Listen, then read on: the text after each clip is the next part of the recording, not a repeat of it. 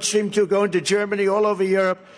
And he comes in and he approved it. Then they say, oh, Trump wasn't tough on Russia. I was so tough on Russia. Putin said, if you're not tough now, I'd hate like hell to see you if you were tough. What we did was sanctions to Russia. We did things that you wouldn't believe. But what we're going to do for our country is very simple. Drill, baby, drill. Okay? Drill, baby, drill. That's what we're doing. We're going to get it back even higher. You know, we took it from third place. We were in third and even fourth place. We were, when I left, unexpectedly, when I left, we were at number one by a lot. And now they're dismantling all of that. They want to go all electric, even though we don't have enough electricity to cool down California in the summers. You see, they had blackouts all over the place. This summer was a disaster. The winter's no good. The whole thing is crazy. Let's go all electric, but we don't have enough electric to take care of somebody's air conditioner in California. It's all over the place. But I'm proud to say that under my leadership, the United States became the #1 producer of oil and natural gas in the world by far. I mean, not just by a little bit. You have to see the chart. We ought to put up a chart. Why didn't you give me a damn chart, Mario? I'll put it right on the face of that beautiful piece of equipment, whatever the hell it is. Boy, that looks beautiful. That is a beautiful hunk of stuff. That goes pew. And we became a net energy exporter for the first time in the history of our country. Do you know that? Because of people like that. Within days of my inauguration, I approved the Keystone XL and the Dakota Access pipelines. Literally within days. Remember, they were stopped. They weren't going to approve them. The guys, they spent billions of dollars. They weren't going to approve them. And actually, what happened is the Keystone was all set to go. It was started. They actually started it. Biden came in and he took it away. He took the permits away from everybody.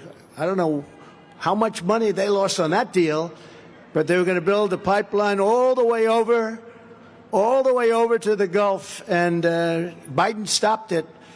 And, you know, the amazing thing is the union head representing the pipeline workers, the union head, I guarantee there's not one worker that voted for Biden, crooked Joe Biden, but the head of it, they endorsed this guy, and he comes in, and within 2 days, he ended the whole project, and those people suffered greatly. 48,000 jobs, 48,000 people, they gave their life for that, and they never really sort of recovered. That's what they wanted to do. I withdrew from the disastrous Paris Climate Accord, which was a ripoff. It sounds nice. I want the Texas Climate Accord. I don't want the Paris. We don't need Paris Climate Accord. We want the Texas Climate Accord. This is the climate we want, right, Louis? No, that was one of the greatest ripoffs. China was exempt. India was exempt. Russia was exempt. China didn't have to do anything until 2035. Think of it. But we had to pay billions and billions and billions of dollars to other countries because they were a growing nation. They call them a growing nation. What are we? We're a nation that needs it more than anybody else now, because what they've done to our nation in the last 3 years, we need help a hell of a lot more than China and a hell of a lot more than these other countries that are ripping us off in every possible way, including psychologically. They've taken over the Middle East. Now Saudi Arabia is aligned with China. You know that, right? When did you think that was going to be happening?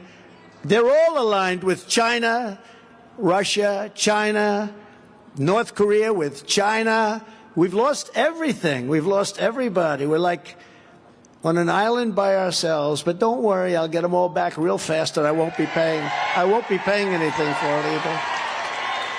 They'll come back, and they'll come back fast. They're going to come back fast because ours was natural. Theirs is unnatural. We slashed approval times for pipelines and other energy infrastructure to bring it down from 10 years to less than 2 years, and we were going to get it down to about 1 year before we got before we had a pause. You know the word pause? We have a pause.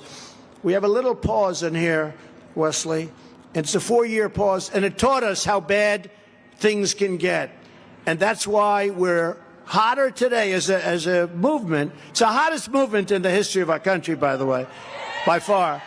But we're a hotter movement today than we were 4 years ago. I opened Anwar for energy development, which presidents had been trying to do for over 50 years. They've been trying to get it done. They couldn't get it done. I got it done.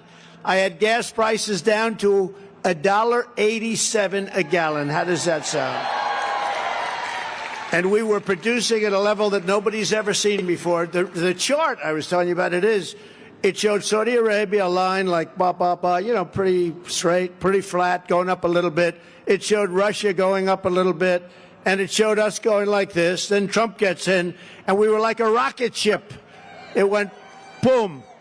And that's what, because we have more liquid gold under our feet than Saudi Arabia or than Russia. That's not bad.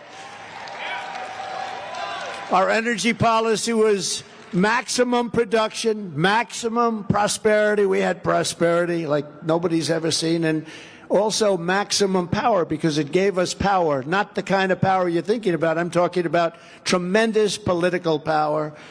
With crooked Joe Biden, you have the exact opposite.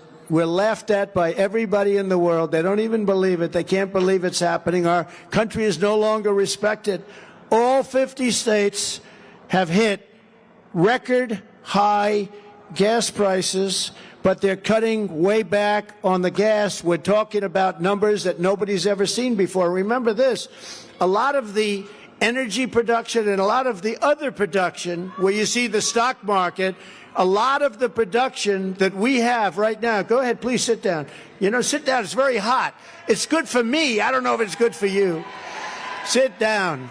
They'll be standing up in about 2 seconds. Anytime I mention drilling, they all stand up. But, the Biden administration, if you look, they're so bad, but they're just coasting right now on the fumes from what we did. But those fumes are wearing thin, and you see that happening. The economy is horrible. What's going on? Biden blocked oil and gas leasing in America, and when he killed the Keystone Pipeline, he approved, remember that? The Russian pipeline shortly thereafter, Nord Stream 2, and nobody ever heard of Nord Stream 2 until I came along. Nobody knew they were building the biggest pipeline anyone's ever seen, I guess, covering all of Europe. And what he did is he immediately approved it. I had it absolutely stopped. He re-entered all of the Parisian situations where we were paying for everything and they weren't, the energy producers, and now he's pushing a suicide power plant regulations that will shut down every oil and gas and coal-fired power plant in America. He's pushing regulations which will close up the power plants in this country. And the least he could do is take a modern-day look at Germany. 4 years ago, I told Angela Merkel, who I got along with actually surprisingly well, she was tough, she made a couple of mistakes. She let about 2 million people into the country that they shouldn't have. That was a big mistake. And she made something else. She decided she's going all green. And they closed a lot of their plants, fueled by a lot of people and people here working there. And you know what happened? Their whole economy went to hell. And now they're opening up coal-fired plants all over Germany. Nobody knows that. They've gone the exact opposite because they tried this Green New Deal bullshit.